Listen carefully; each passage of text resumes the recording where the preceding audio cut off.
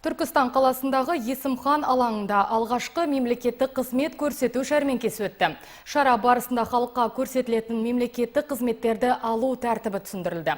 Жәрмеңкеде қызмет алушылардың құқықтары туралы насихаттық жұмыстар жүргізіліп, 1000-нан аса брошюралар таратылды. Іс-шараға жер қатынастары, әділет, салық, жұмыспен қамту және әлеуметтік бағдарламалар, сәулет және қала құрылысы, білім, тұрғын үй, коммуналдық шаруашылығы, көші-қон салаларының уәкілетті өкілдерімен жауапты мамандары тартылды.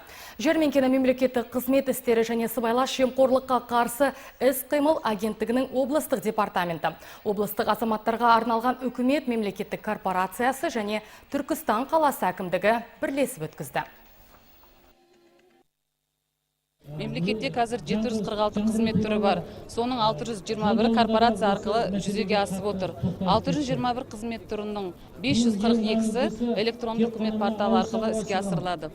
Кез келген тұтынушы, халық, өлкеміздің тұрғындары корпорацияға келмей, жүйкелерін тоздырмай, уақыттарын үнемдеп, өз үйлерінен, қай жерде интернет бар, сол жерден 452 қызмет түрін қабылдаса болады. Жалпы болашақта егер халқымыз, елбасымыз цифрлық Қазақстан бағдарламасына белгілеген талаптарға сәйкес болатын болса, онда біз тереземіз өзге мемлекеттермен тең болып, озық мемлекеттердің қатарына қосылып, сыбайлас жемқорлық деңгейін айтарлықтай төмендетеміз деген сенімдемін.